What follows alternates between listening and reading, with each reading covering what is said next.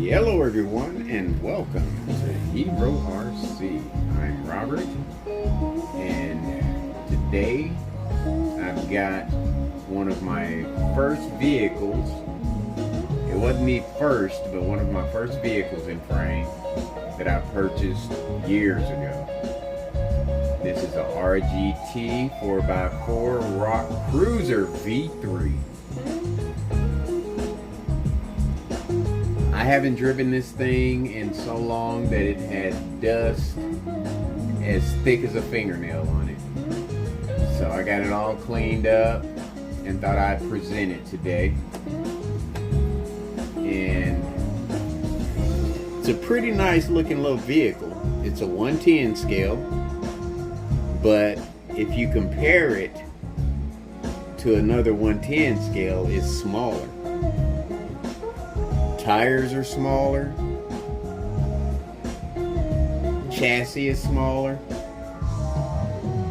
and to be honest with you, I do not remember how this vehicle functioned out there when I did drive it. I think when I first got this vehicle, I didn't even have a course. I didn't even have any rocks or anything out there to wait a minute, let's see. Yeah, I think I did have some rocks. I just didn't have any pictures. And it's a powerful little vehicle, but I'm just not 100% sure right now how it functions, you know, as a crawler or a cruiser. And I'm going to find out in the future. But I thought I'd present it today.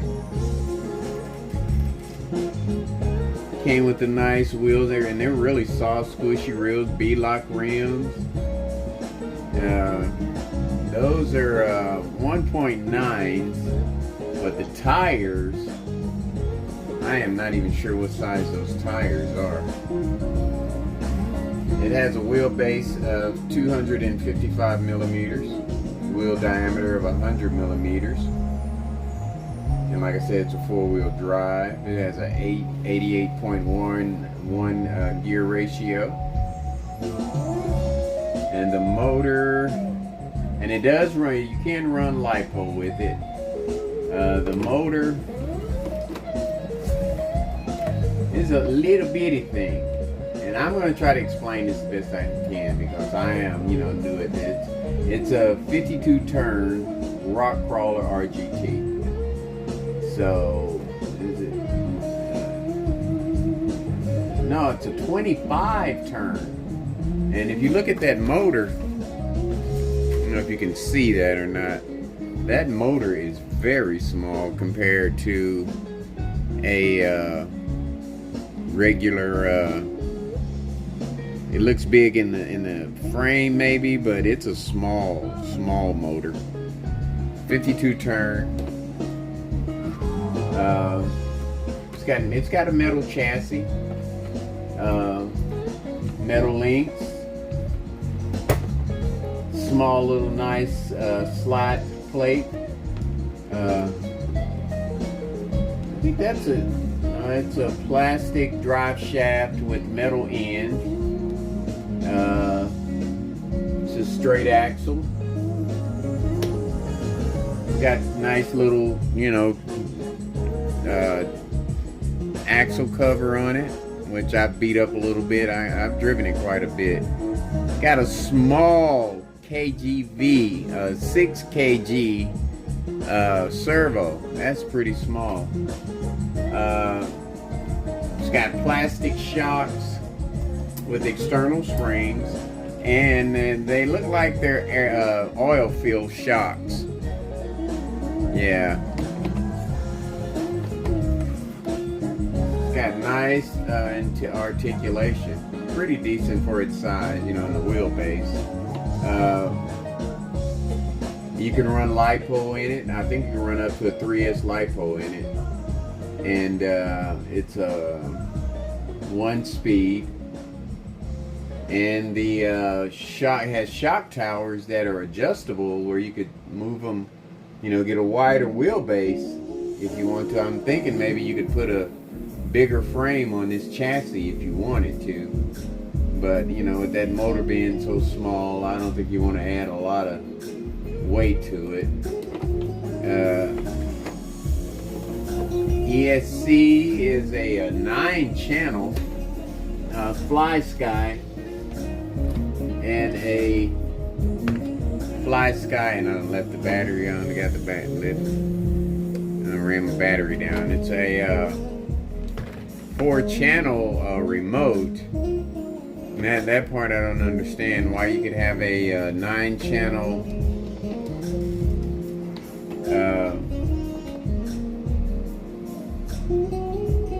receiver, but a 1, 2, 3, 4-channel. Well, and then you got your reverse and settings. So you got steering DNR in it, you've got throttle trim, and you've got steering trim. So that's pretty cool. Then you've got your little buttons here on the side where you can. It has drag brake, and I am curious as how this thing will run.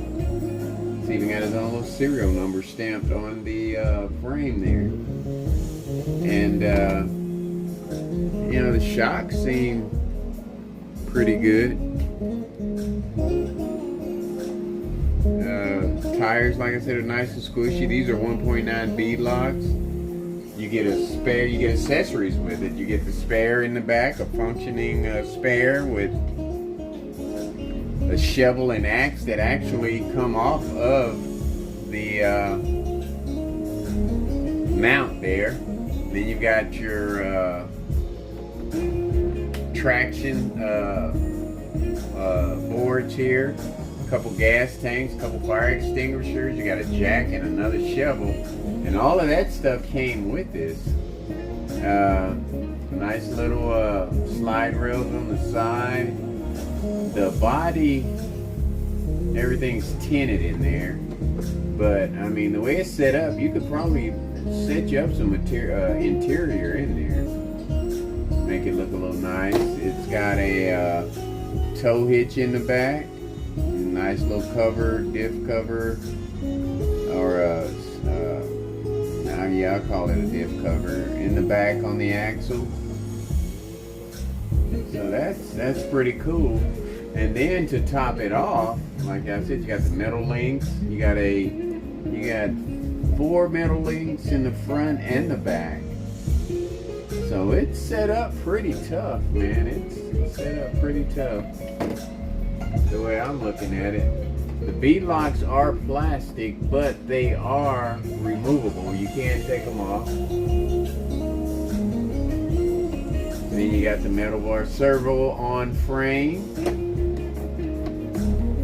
But what I liked about it more than anything is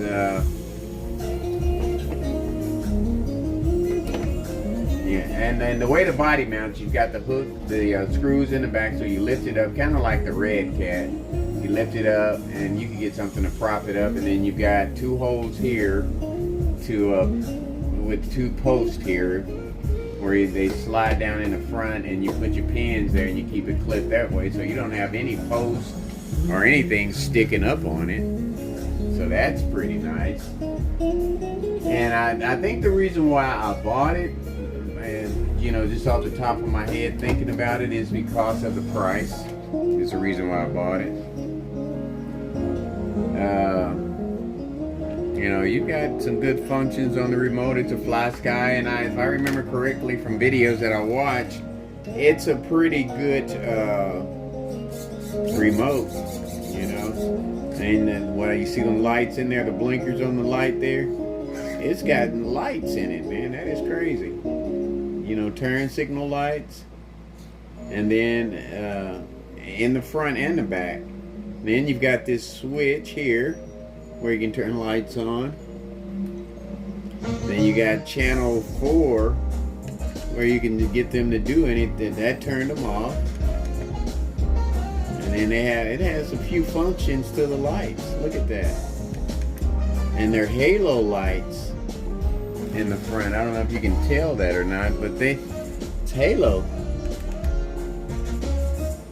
Pretty nice. And And you got your turn signal.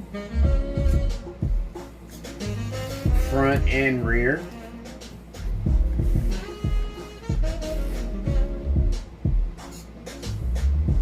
And it's got buckets where you can add even more lights, and I'm thinking that's probably the reason why it has so many channels on it. So you've got buckets here where you can put, and I'm definitely going to do it because you know me, I like scale. It has buckets up here where you can put lights in the bumpers, man. You can really light it up, and then it has it's labeled on the transmitter for roof lights. So you can set you some roof lights up there, and it's a pretty nice looking little vehicle, man. I like it. It's just small. You know, you compare it to other vehicles, and the backup lights are in the front. And articulation isn't the greatest. Well, my battery's good, so let's see what's going on here. There we go. See how it rolls up on these tires here. Yeah, not bad, not bad.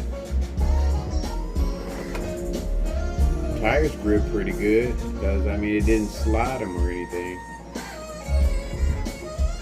You gotta do a lot of double clicking and stuff on the remote. I'm starting to see too. Look at that, and look at the drag brake. Nice drag brake on it, and you can set the drag brake from 75 to from 50 to 100% by setting these little dials here.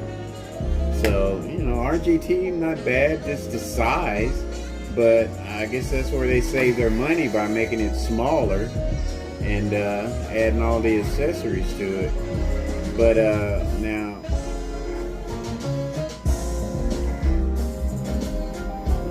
what I'm thinking is you could probably put some taller shock towers on it and put you some bigger wheels on those, some bigger 1.9s on it, and give it a little bit more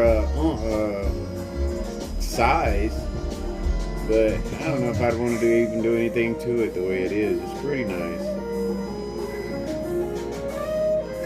Pretty nice clearance there. Yeah, it's pretty. Look at that. That is pretty nice, man. Yeah. I'm going to take it over the indoor course real quick and see how it does. This video has already gotten long. So that's the introduction to this one. So the next video will be of me taking it over my indoor course. So I will see you on the flip side, and I hope you enjoy this video. Take care.